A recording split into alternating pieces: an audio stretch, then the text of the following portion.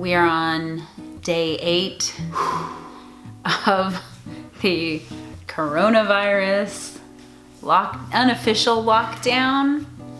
Probably gonna be official soon. I've left the house once or twice maybe in the past week. So it's one of those kind of weeks. The kind that we've never had before. So we're gonna continue our series looking at musical episodes of non-musical TV shows. Yeah, I'm really excited. It's my first time. Yeah, last time I was by myself, except for Charlie Bones, who's sleeping over there. You'll see him later. And I'm roping in my husband, Jeff, this time. So I pulled episodes from the Magic Hat, but if you missed it last time, I have a list of 20 musical episodes of non-musical TV shows from the past 25 years, and I've been pulling them randomly out of a hat and reviewing 5 per episode. And I don't know, are you excited? I'm excited. Yeah, this is my first time doing this, so let's give it a whirl. Oh, I get to pick? You get to pick. Oh, this is exciting. I don't know what it's gonna be. Let's see. Okay, I got it. Let's see. You have only one? I don't even know what the... No way, that's the one. Ally McBeal! I might actually know that one. I used to watch this show. Oh my god. And a musical episode would really Ally work well for that. Vonda Shepard, she did the theme song, and so she was always like, I've been searching my soul. And Jane Krakowski was on the show, so I'm really excited. This is a fun one. I have not seen Ally McBeal probably since 2000. It's been 20 years. It's gonna be a lot of fun. Shall we? Yes. Let's get started. I've been searching my soul tonight. But they can't keep a good man. They can't keep a good man. They can't keep a good man down. No, they can't keep a good man. Okay, so we just watched the Ally McBeal. It was called The Musical Almost. Wow. So this was season 3. It was the season finale of season 3. That was the finale, huh? Oh, I didn't know that. In the year 2000. So this episode came out probably around the time I was graduating high school. So that's gives you some context. I was in college. Actually, I was already out of college. Yeah. Oh, jeez. But I'm really glad that we picked this one today because awesome. Almost all the music was by Randy Newman. Yeah. A couple of songs from this episode came from his concept album, Faust. I don't think it ever made it to New York, but the cast album is awesome. It's got Don Henley, Elton John, Bonnie Raitt, Linda Ronstadt, and Randy Newman plays the devil. None of them were in this episode. And James Taylor plays God. It's really cool. You should check it out. They felt like some Randy Newman. They weren't like his hits. There was no like I Love LA, but because it takes place in Boston. But these felt like Randy Newman songs he had.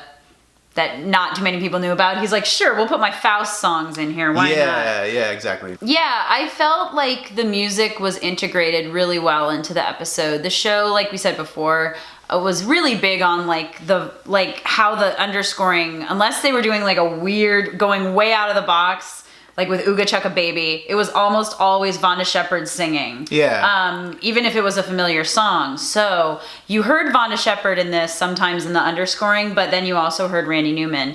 And then kind of the framing device was they were all going to Peter McNichol's like birthday party at the end of the night at the restaurant they all go to. And so they had like the characters, the actresses, they were all actresses. All the actresses who sing, basically Jane Krakowski and, I can't remember her name. Oh, Lisa Nicole Carson. Lisa Nicole Carson and Jane Krakowski are like the singers of the group. So like they were kind of performing like all the songs in the restaurant. And then they would sometimes show the songs they were singing later in the evening during the scenes that were happening before. So it was kind of like flashing ahead to later in the night.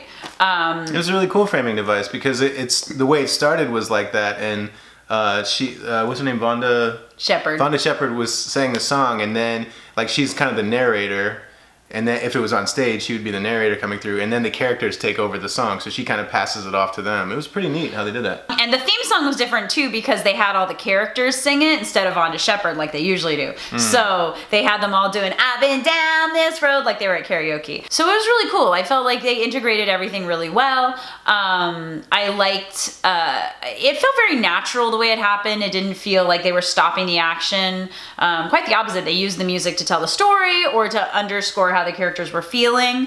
And they took advantage of their musical theater performance. They gave Jane Krakowski a big, couple numbers, And James Naughton, Broadway actor from City of Angels in Chicago. He was Billy Flynn in the revival.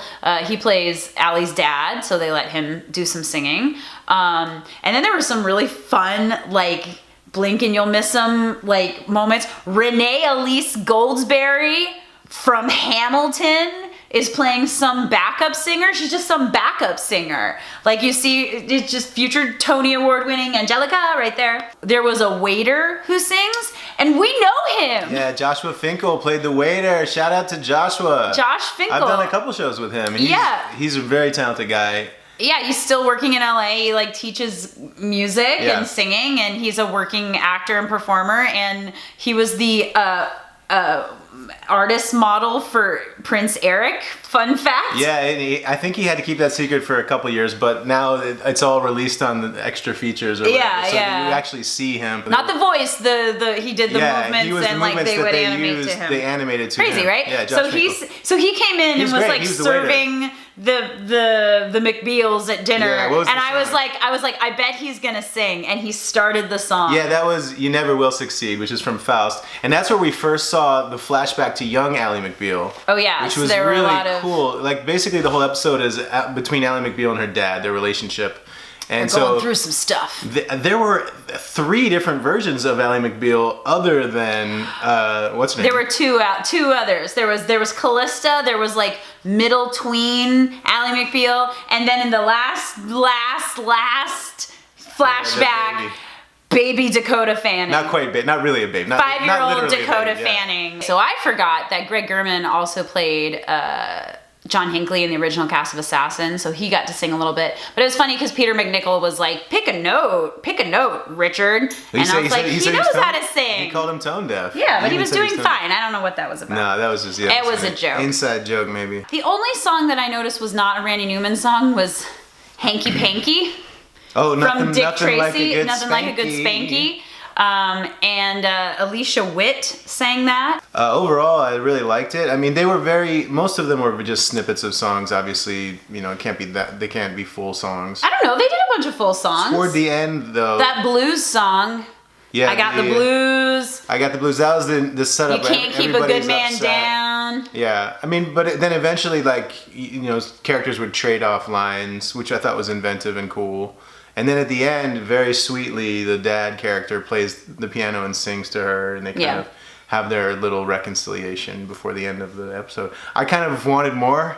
I wanted something else to happen after that, but they were out of time. There's a whole season after that. Oh, yeah, I think a whole 3 seasons after that. That was a heck of a season finale. I also, oh God, it was so funny. So Ally McBeal is dating this British guy, and she's like, I don't want to make out anymore because a woman who kissed on the very first date is usually a hussy. And he's like, oh, the woman who kissed on the second time out is anything but fussy. She's like, you know that song? He knows Shapoopy?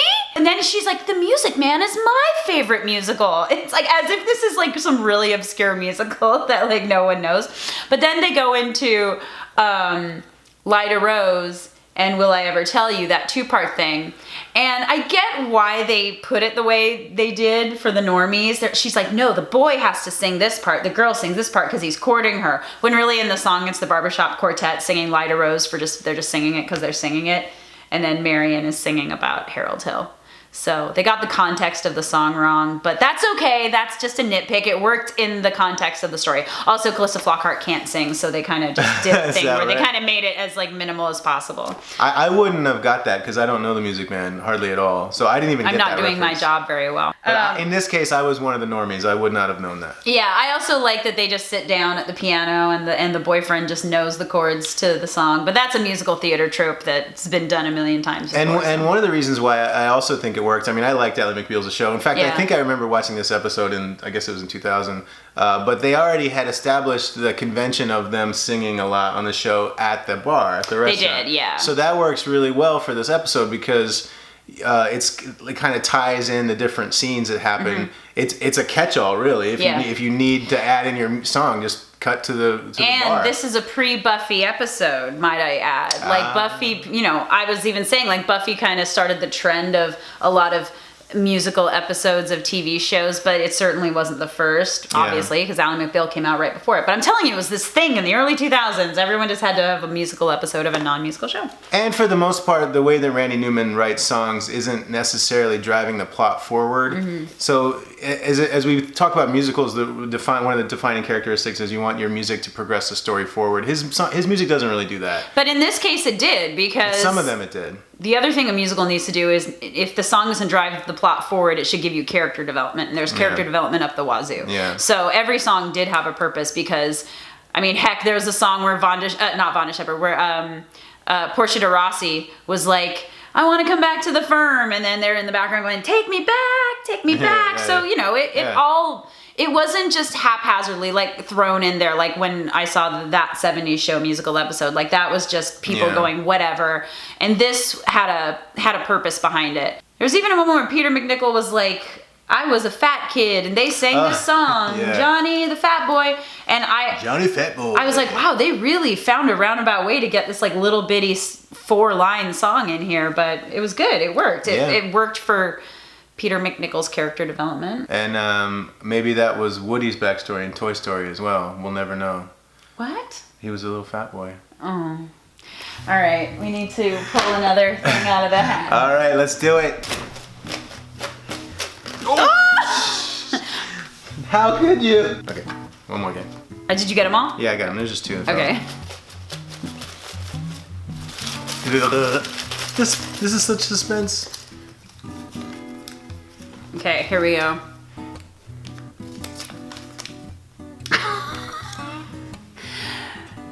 The Magicians. Ooh. Have you seen The Magicians? I have not, but I've heard of it. I've been wanting to see So I watched the first season of it, but I've read all the books. I read the books before I saw this. It was cool to read the books. Oh no, I saw them before I saw the I read them before I saw the series, and the best way I can describe it is like an American Harry Potter, where everyone's a horny teenager and doing all the stuff that teenagers would actually do if they had magic. Oh, yeah, you told me about that. Yeah, and the books are like really good, but they're really dark and they've got a lot of fucked up stuff in them. And I think the show kind of, at the end of the first season, I kind of was like, this is going in a different direction than the books that I wasn't really connecting to a lot, and then I just kind of fell off with it. But I hear they have a musical episode. So, The Magicians. Okay, Here we go. Magic! Wham bam, here I am, demon of the glitter and glam. Yes, catch your breath, got you eating out of my hand. Wham, thank you, ma'am. Now I'm in, the party is on. Wow, check me out. Don't know what you got till it's gone. People on the streets. Dee-dee-dee-dee-dee. People on the streets. And we spent all the money on this one song, and we were gonna blow our wad on it. Yes. So this fell more in line with kind of what it was like when I watched Oz. Yeah. This was barely a musical episode. Yeah. There were 3 big song centerpieces in it. And that was it. If it were on stage, it would be called a play with music, because most of the singing was performed. Yeah. It wasn't storytelling at all. A party. Yeah. And there's a lot going on. There were basically 3 stories happening at the same time. So I was trying to explain it to Jeff, as I said before, I was like, it's like Hogwarts, if the kids all acted like actual real teenagers with magic. Yeah. And it's not wand based, it's very like hand motion based. It was cool. But then Jeff was like, he saw a castle and he's like, ooh, that does look like Hogwarts. And then I remembered that like there's a part in the series where it becomes more like Narnia, and then it's like what would happen instead of like 4 lovely little British children becoming like the kings and queens of Narnia, it was these like fucked up like American kids. So that's kind of what it is. So they're in this magical world called Fillory, and from what I can surmise from the episode is the magic is gone. Something's where the magic is gone. Yeah, there were problems. Yeah, and one of their buddies, Josh, they kept treating him like crap, and then Josh got taken. It was very Buffy in the sense where there was a monster of the week, some German monster name. It was very Buffy. Yeah, he was the bad guy. The bad guy was. He was the bad guy, but he put him in this magic like room where everything was great in a party. The time was always 4:20. And everybody there was partying. Oh, and the extras must have had a lot of fun. The extras were dancers, I think. Oh, they were definitely dancers. And there was like... But then they would become... Every now and then they would all snap to attention. And like, that was cool. That was cool. They were like obviously avatars for the guy. So there were like 3 big musical moments. So the opening thing where they come... When they figure out how to get into the house, they play a magical medieval scale. And then they're in the house, and then they do this, like, I don't know what the song was. It was like, wham, bam, thank you, ma'am. Yeah, that's all I remember. wham, bam, thank you, ma'am. But it was good. Like, the dancing was great. It was like a frat party. It's supposed to be that. It was really super fun. The character, Katie, and she's clearly the singer, okay? She's got to be... Yeah, she's the singer. She's the singer. So I think they were like, ooh, let's give her some stuff to sing. Yeah. And she did a striptease to a song from Gypsy. Makes sense. And yet it wasn't... any of the striptease songs.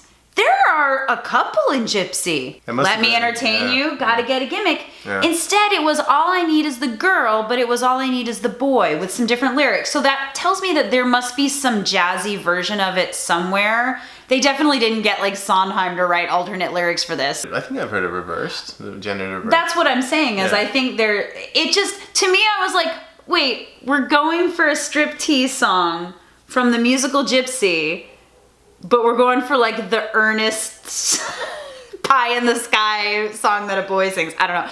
And then they ended it with all of them singing Under Pressure. You know what's funny is Smash, on like the last episode of Smash, the episode started with the characters all singing Under Pressure. And there's something about it that works so well. Like it was not the same stakes, obviously completely different show, but like it was very much like them kind of moving with purpose and we got to get through this. It drives, you know? And Ice Ice Baby, exactly. Yeah, that's right. I thought it was good, but then it was like how to fix the spell. It was like we're all hearing each other in our different plot threads. There's plot A, plot B, plot C, and the characters can hear each other. Well, when she was doing the striptease, she did this really clever thing where she wasn't actually there. She went behind the silhouette. A ventriloquism spell. It was smart. So she kind of was on She went behind and it was her silhouette, dancing and singing, and then she was in the other room interrogating. They had to keep getting those MacGuffins. Yeah, they're all on a quest with trying to get these keys. Oh, and they kept making a big deal about the key in terms of pitch. So that was a fun little double entendre. He's like, oh, we don't perform in, what was it? We don't perform, oh no, he said, please do it in E. And she said, the song's in A. And he said, well, we do it in E. He prefers E. We prefer E. Well, you've read the books. Was there any type of scenes like these in the books? Oh, it's completely left the books behind. That's completely. Cool, and that's totally fine. The books are so different. And there are only like 3 of them. A lot of the same characters. Sense. A lot of the same like jumping off points, but I feel like it's totally different. I like the actors, a lot of them. The guy who played Josh is a guy named Trevor Einhorn. He's great. He's like my kind of actor. Yes. Like, really down there. I liked him too. He was good. Yeah. And I liked Jade Taylor was who played Katie, and she was the singer. And then I think the other guy who could sing was Hale Appleman, who played Elliot. He was doing a lot of the wow. Yeah, he's a tall guy. He's the king of Fillory. Yeah. He was a with Roger his type. Best friend Margot. We don't really have much else to say. I mean, it was fun. I kind of want to watch the series now or restart it again because it was fun, and I kind of like that high fantasy stuff. It took me a minute to kind of get into it because it was a lot of dense, season 3 of this fantasy show. Yeah, there was a lot of shit that was happening that I didn't understand at all. Yeah. But you can kind of grasp because they were going back and forth between. We could get the stakes in the moment, so eventually I kind of got. Who's the guy from Schitt's Creek, the character guy? Rizwan Manji. He works all the time. He's so funny. He started off doing his thing that he always does. Yeah. He always does this kind of thing like that. He started off exactly how he is in Schitt's Creek, and then he became a little more devious. I was hoping he would sing some kind of he didn't song. sing at all. That was disappointing, but it wasn't really a musical episode. Nah. It was a play with music. Yeah, it was a TV show with music. Yeah, but I enjoyed it. I think I'll hey, we're stuck in here. I might as well binge all of The Magicians. Stuck in here with this guy. What would you do? I know. You should read The Magicians. You want to watch TV? Oh, I should. Yeah. We're gonna start. We're gonna restart the hat. Finish the hat. This is all you, baby. I'm gonna do a Magicians. They do it. I need some special effects. They did such cool things with their hands. I know. Okay, I'm not looking. Okay, I got one. I'm not Xena. I'm Lucy Lawless. So excited! It's Xena! Oh my god. Xena, Warrior Princess! It's been so long since I've seen Xena. I loved Xena. Oh my god, I loved that show. And I think I remember watching the musical episode. I have a weird, vague memory of watching it when I was babysitting. But Lucy Lawless Lucy Lawless is a singer. Yeah. I do know this. Yeah. Like, I know that she has, I don't know if she's done musicals, but I do remember that she's a singer somehow. I don't know why I know that. But Jackie Lawless is the lead singer for Wasp, the heavy metal band. But I don't think there's any relation. No. Let's do it. Yay! Xena! Let's have a face anew, we can play tricks anew. We'll deal the truth, you just trouble to face. Gamble the worth of you, and the rebirth of you. Don't turn away. Hey, what an episode. That was a fun one. Wow. I mean, it's campy and cheesy as hell, They but that's should be the really charm proud, of Xena. though. Yeah, like for the time. That's not easy stuff to shoot. Okay, either. so I double checked. So it's another season 3. This is our 3rd season 3 in a row. Insane. And this is from 1998. All the music was original music written by the show's composer, by the guy who wrote all the underscoring of the show, Joseph LaDuca. They tossed him a bone. He's always wanted to write a musical. You could tell. Yeah, like it kind of all came back to me because like it's this thing where they contrived so they could get them mad at each other. Yeah. And like Xena has a son that she didn't, she gave away or something. Yeah. And then Gabrielle has this evil daughter she had with like a demigod, and then the daughter like grows up really fast to look like her. It's like Sailor Moon, and kind of the same thing happens in Sailor Moon. It's like your classic story. Yeah, sure. So the kids, so her daughter kills the son. Yeah. Because she's evil.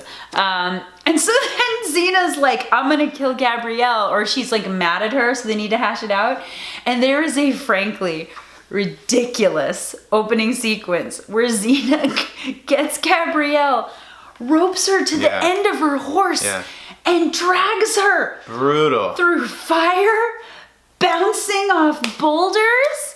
She should absolutely be dead. She picks her up and is above a cliff. She's like, vengeance! And then Gabrielle wakes up and kicks Xena in the head. She's like, I hate you! And then they fall into the water, and then they go to this magical, crazy world called Illusia.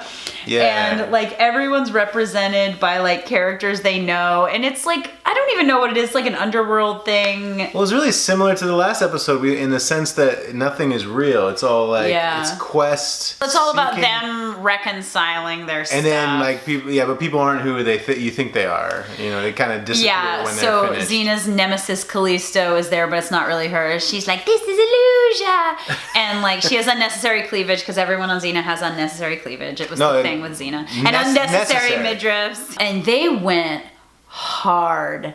They went balls to the wall. In the first song, where the Callisto character, she's like a kind of like a bard or something, and she's got a bag with an eyeball winking on it. Sam Raimi is the producer of it. It had a very Necronomicon, the Book of the Dead eyeball look, if you've seen that movie. There's a singing Anubis guy with a jackal head.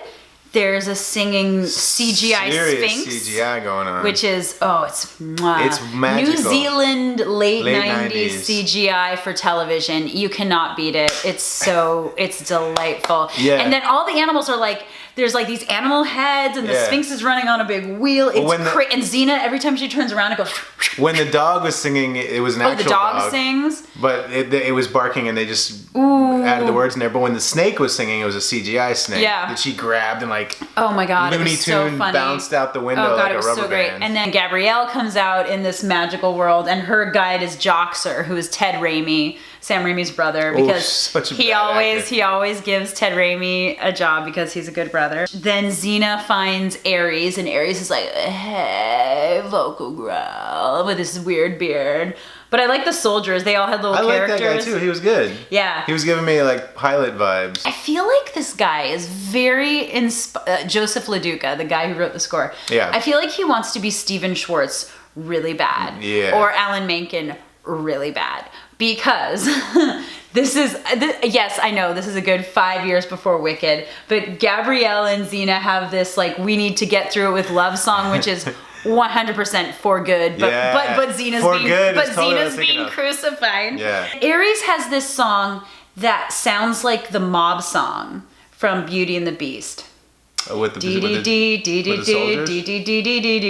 It was his song where he's like dancing a tango with her. Then there's this CGI Dementor who comes out. Yeah. And his that song dude. was like, Hate is the Star, and it sounded like Arabian Nights. Yeah, there was. Hey, I gotta give it up for this guy, man. Which High Arabian Nights concept. kind of sounds like the mob song now that I think about it. Yeah.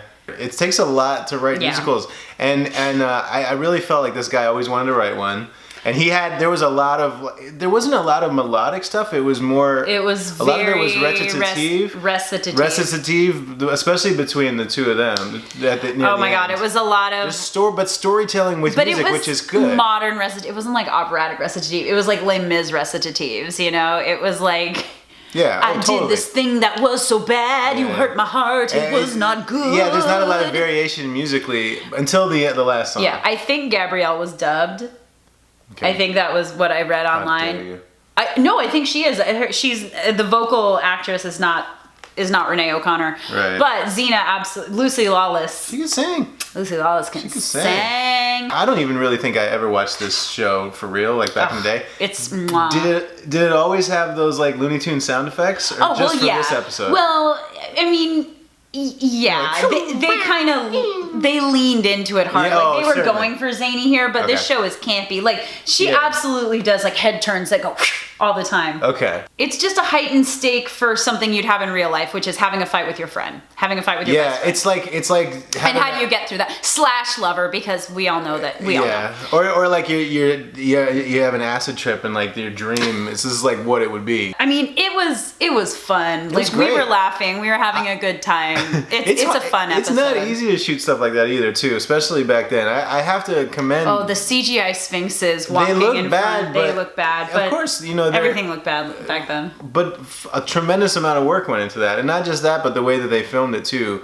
The quick cuts are I'm very not key. complaining. I loved it. Yeah, no, I know, But like, it's silly. But Xena's silly. It's a silly show. Yeah. That's part of the fun. well, like you said, they were leaning into it. It really lends itself to musicals because that's perfect for musicals. They like, didn't even really explain it. It was like, you're just here, and Yeah. this is what's happening, and any, that's how any it works. Otherworldly fantasy. And then that at you the have. end, they woke up and they were like, we're home. And then they were like,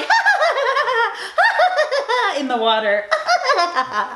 If for was nothing so else, watch this good. episode for that last shot of them. It was pretty great. On the beach as the Yeah. water comes in. Spectacular stuff.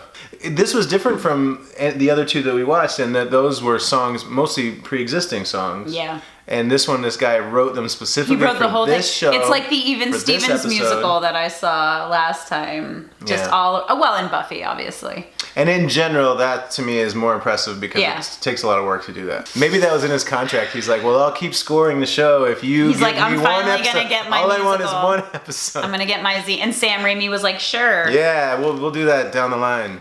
Oh no, we actually have to do it. No. They come they on. must have had a lot of He fun. created Evil Dead. He loves camp. Who is Sam Raimi's brother? Ted Raimi. Ted Raimi. So Joxer. Is he in other stuff? He's in everything Sam Raimi everything. produces. Oh, of course, right. It's Everything. like a Ron Howard, Clint Howard. It's like thing. Clint Howard, Like exactly. So the Xena musical episode, The Bittersweet, it is called, spelled like a bitter suite of Musical music. suites. Yeah, musical suite. Or it's a hotel play on suites. words. See, yeah, yeah. Clever. Bittersweet. Highly recommend. This is maybe my favorite so far. Yeah, I think so. Okay, I think we're ready. You know, I've got to say, there are quite a few, at least 3, doctor hospital themed shows with musical episodes, and I haven't gotten any out of the hat Here yet. they come. Is it ER? ER never had one. Okay. But I hope it's one. If not, there's gonna be an episode coming up that's gonna be all singing doctors. Murder, She Wrote, Murder, She Wrote, Murder, She Wrote. Is there a murder? I don't know, I'm just kidding. Oh, yes! Yes! Could there be another reaction? The fourth one, just like last time, the 4th one is the one that I know the most. It's Community. Ah. We're gonna do regional holiday music, baby. This will be one good. of my favorite musical episodes. I swear to God, I am not planning this. This is another one where, just like last time, last episode, the 4th video that I watched was Buffy. And just like that one, we also did a Play Club reading of that. We did a Play Club reading of regional holiday music, Community. We did a Christmas night, and I played Mr. Rad. Yay! Community! We'll see you soon. Families are closer when families are winning. Everything's cooler when cameras are spinning. Singing and dancing in unison in glee. I'll tell you.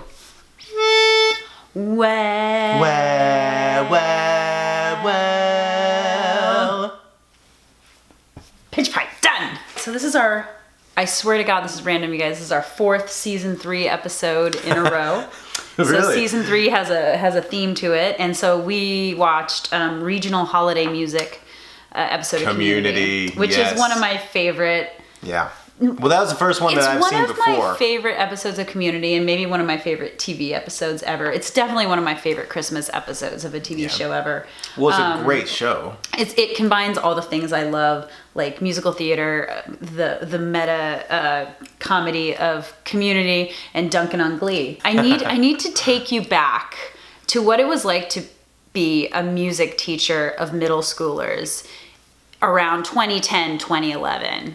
It was insufferable because all they wanted to do was be like Glee. And we had to do Glee arrangements of everything. All my sheet music was like the logo with the Glee thing and all these stupid medleys. And it drove me crazy because if you are a performing arts teacher of any kind, you know that Glee is just completely like bullshit. Yeah. It's total bullshit. I remember the episode where they did Umbrella on the stage and they made it rain.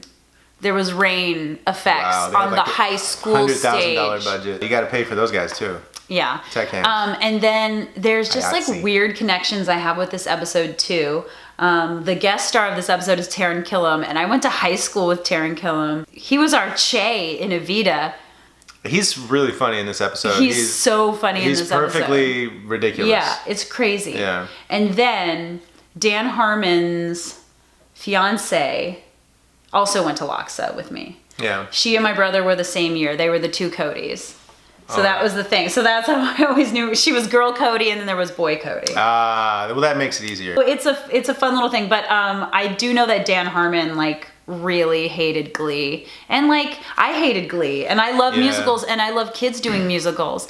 But I only watched one episode, but I did. I hung out with Matt Morrison right before he came out to LA my to God. shoot the pilot because he was doing a show at Lincoln Center with one of my friends. yeah, He was in what was it? I didn't it see the wasn't show. South Pacific. It was South Pacific. He was in South Pacific. He was Lieutenant Cable. Yeah, it was South Pacific. I didn't see the show, but yeah, my friend was in it, and so like we were at a birthday party, and like he was leaving the show, and I'm like, oh, what are you leaving the show to do? He's like, oh, it's just some Going to- pilot for going this to show LA. called Glee, and I was like, oh, a Glee Club show about Glee. That's a good idea. It sounded to me like it was a good idea. I tried. I gave it the whole first season, and I couldn't do it anymore. So they actually have had a few moments in the series where they've made fun of Glee, kind of in a passing moment, but this was the one where they were like, let's go balls to the wall and let's just do a whole episode where we make fun of Glee. To like the little Glee Club that comes in at the beginning, Yeah. and they're gonna do their Elton Lil John Lennon mashup, and then all the hoo-ba-da-ba-dee-ba-da-ba-doo-ba-does and the underscoring in transitions to like the random stagehands and like piano guy that was the redhead with glasses guy, which is the same guy they had on Glee. Oh, really? It's not the same guy. He looks like him. Gotcha. Yeah. The music is so good. Yeah. It's all original music. All original music, again. And that's, again, that Glee never did that. Glee was like a freaking karaoke show. They're so versatile. Like, the fact that they could pull off an episode like this. Well, every no episode, problem. well, if you were a Community fan, you know that, like, the first season starts off pretty straightforward. It's just kind of a straightforward story. And then they kind of do these, like, concept episodes, and then that happens more and more and more, and that becomes their thing. And so them doing a Glee episode only made sense at this point by the third season. So there's a lot of great songs in it. The other cool thing is that we obviously have musical theater talents. Are you okay, Charlie? Big sigh, big sigh, big sigh. I know, baby, it's hard. So obviously Donald Glover is a musical prodigy. Yeah. I mean, he would go on to be Childish Gambino, and he can rap, sing, he could do it all. Play Lando, too. Yvette Nicole Brown definitely can sing. And I know Allison Brie is a South Pasadena kid, so I know some people who went to high school with her, and I know she did musicals, and I know she can sing. And then I think Danny Pudi, who plays Abed, definitely has some musical talent. So it starts off with the song Glee, There's a Feeling You Get, where Mr. Rad is trying to convince Abed to join the Glee Club. So we did a Play Club reading, I looked it up, in 2014, so 5, almost 6 years ago. Got And so I was Mr. Rad, and my brother Cody was Abed, so we did that song together. We learned all the choreography. Hopefully there's some footage. I don't know if there's pictures. I'll put pictures right there. All the lyrics are really funny, and it has the meta element, like Abed saying that people will be singing instead of making a face, so I'll understand them better. And they say everything's cooler when cameras are spinning, because that's what they did on Glee a lot. Any thoughts on that song? The opening number? It's brilliant. It's so funny how they throw, obviously in these cheesy old movies, like where the guy would start playing the piano and then he would stop, but the piano would keep going, the music would keep going. So I was like, how's the piano still playing? You know, they just like throw these and then great they just little let it references. go. Like, I love that. And so it's like, He would ask. it's being the art form and commenting on the art form at the same time, which I appreciate. Yeah. And the Glee Club thing, like I never did it, but I was in a show choir in college, which is the same thing basically, right? It's exactly the same. Show choir, I mean, people take it seriously. It's so crazy and funny, and I think the way they point it out in Community is perfect. It's like intense. It's like too intense. It's too intense. People are actually like that. Oh, 100%. So that your boy who played that character, Taron Killam from SNL. Yeah, like he's got that creepy like psycho smile where it's like he's saying positive things. He but eventually he looks like would do a little stint on Broadway as King George. He did King George? In Hamilton. I can see that. Yeah. Okay, so then there's the Jehovah's Secret Witness song, which I'm pretty sure Donald Glover and Danny Pudi wrote that rap together, because ever since the first season, they'd always have little singing moments together. From that first moment when they sing Somewhere Out There, like they kind of had this bond where they would like, well, the second episode where they're doing the little rap together, Donde está la biblioteca? Anytime they perform together, it's amazing. And they have 2 songs in this. So they have the Jehovah's Secret Witness song, which is just so great, about how Troy's going to be, he's going to be a spy for the Jehovah's Witnesses. It's a really cool conceit to get a Jehovah's Witness to like only Abed could come up with this. He has like some really fast flows in there. Because I'll come down the chimney and it will be just him and me and something like that. Okay, so then they have Baby Boomer Santa, which is like, I feel like that song gets more and more relevant every year. You guys invented music. No. Perfected it. And he ends it by going like, you're welcome for everything in the world. Also, before Moana, what can I say except you're welcome? It's more the fact that it's awful Chevy Chase, who is the worst.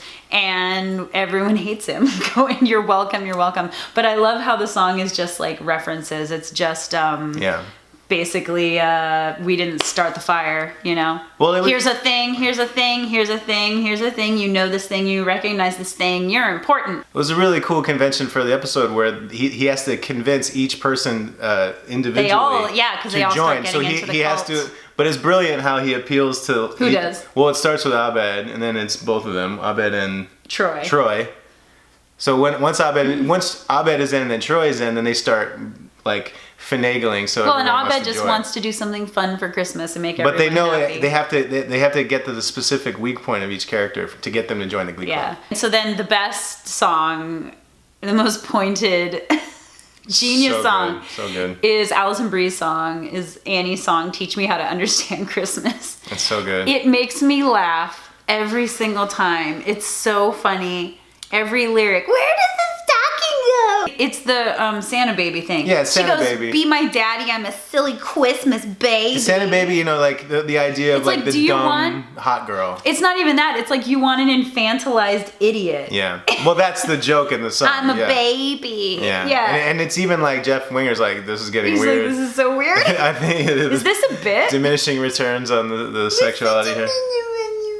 I love Shirley's Jesus birthday song. Happy birthday, Jesus. She was an easy one. You knew exactly how to get to her. Oh my god. And then Jesus' they stick it home with what they think about Glee with the Invasion of the Body Snatchers reference with the moment, just saying that everyone's just a pod person now in a cult. I love the end of the episode because they convince, Abed convinces Britta to go out and do her song because he knows she'll make Mr. Rad snap. This is what some of my favorite comedies do, is that instead of like everyone going, boo, she sucks, they're all just like, okay, yeah, okay. Because then And the bad guy's like, no! and then the dean comes out and says, let Britta sing her awkward song. And she's like, I'm singing my heart song.